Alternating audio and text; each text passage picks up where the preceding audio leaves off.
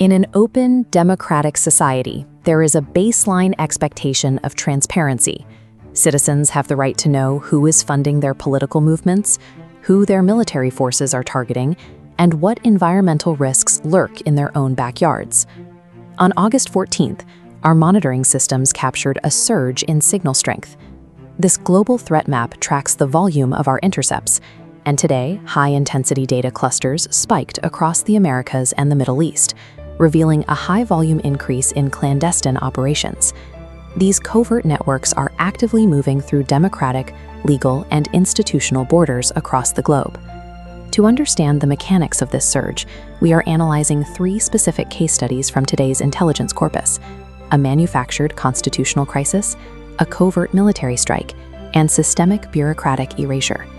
The heaviest intelligence signal today centers on the Canadian province of Alberta, a multinational influence network that's currently driving the region's secession debate. At the narrative layer, an artificial media network generated nearly 40 million views. Independent researchers tracked these channels to operators in the Netherlands, who hired Pennsylvania voice actors to pose on camera as citizens from small Alberta towns. This narrative is supported by a layer of financial subversion.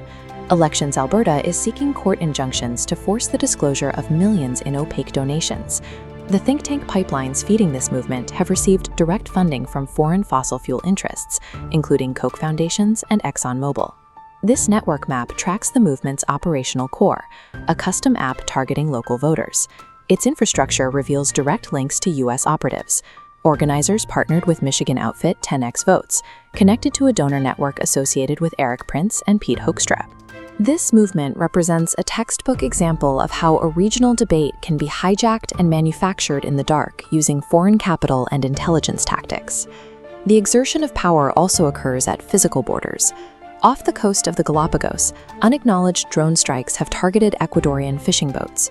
Synchronized investigations into these strikes indicate that 8 fishermen are now presumed dead. Survivors reported the attackers spoke English and wore U.S. flags.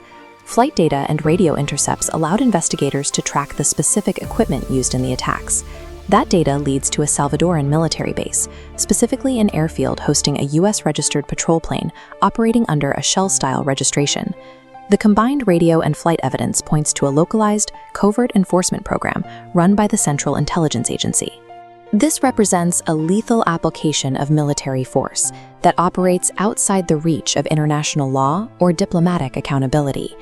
The erosion of transparency also continues at the administrative level. Within U.S. borders, this process doesn't require drones. It often takes the form of routine paperwork. The Environmental Protection Agency recently stopped including cancer risk estimates in its air pollution data, part of a pattern of removing information from public view. This erasure covers nearly 2,000 science datasets and web pages.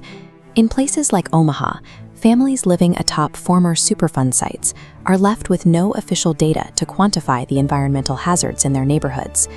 We see similar results in Tennessee, where the Wayne Halfway House allegedly limited staff access to 911.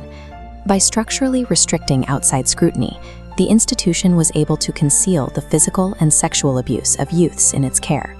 When institutions delete or restrict the very data meant to hold them accountable, the social contract is dismantled from the inside out. These 3 intelligence threads, a US-backed voter ID app, unmarked surveillance jets, and missing EPA cancer datasets, are seemingly unrelated. However, they share a common mechanism.